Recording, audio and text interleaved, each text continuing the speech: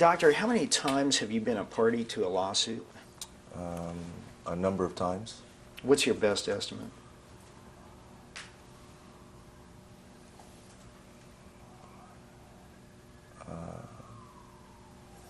My guess is a dozen. This is a video deposition of Dr. David Chao, the former San Diego Chargers physician. I had an old knee that had too many surgeries, too many scopes. Tom Fagan chose Dr. Chao for his surgery. He was ultra charming, confident. Fagan is a painter focusing on sports figures, including Chargers players. He's dealing with these million-dollar players. Why would the Chargers use someone that's not the best?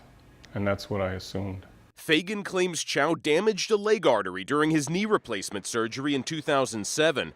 He says he almost died. When I first looked at my leg, it was like this big instead of the normal size. According to one of several lawsuits filed against Chao, he wasn't at the hospital when Fagan began having complications after surgery. Court records say Chao also did not assign another doctor to care for his patient while he was gone. When the emergency room asked Chao to return, he sent another doctor instead.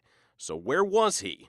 Court records show he originally claimed under oath that he was driving to Los Angeles to visit his mother. Later, court records show Chao bought vodka in the San Diego nightclub Bilo that night.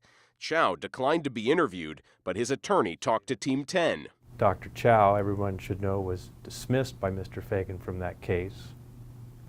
Mr. Fagan pursued his case against the hospital and took a settlement of $1.4 million because the case related to the post-operative care after Dr. Chao's surgery. The California Medical Board oversees Dr. Chao's license. Julie Felmuth watches the board. Doctors can kill many patients every day if they are negligent or impaired. She's senior attorney and the administrative director for public interest law. I have monitored the Medical Board of California for 27 years. In the Fagan case, records show the board didn't discipline Chao, saying they couldn't find anyone to say the doctor's efforts fell below the standard of care. But Fagan's attorney, Janice Mulligan, wrote in an email to a board investigator that she had two surgeons outraged by Chao's conduct and that they were willing to testify Chao's treatment fell far below the standard of care. That's one of the key problems with the Medical Board's enforcement program, is that it just takes too long. The Medical Board reviewed at least 5 of Chao's other cases dating back to 2007.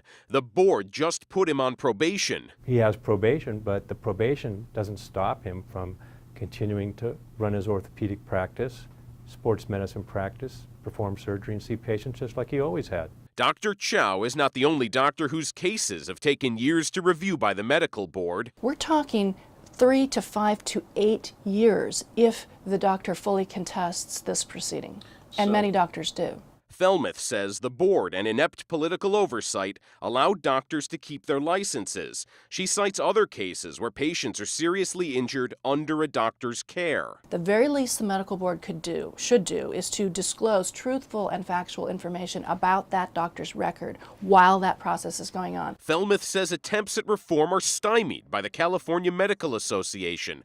39,000 of the state's doctors are members. Public records show the association spent $2.2 million in lobbying efforts last year. They hire lawyers and lobbyists to represent and promote the medical profession in the legislature, in the courts, and before the Medical Board. The CMA has given another $5 million to oppose the Patient Safety Initiative on the ballot for this fall. This proposition would require random drug tests for doctors and would raise the current $250,000 cap on pain and suffering cases.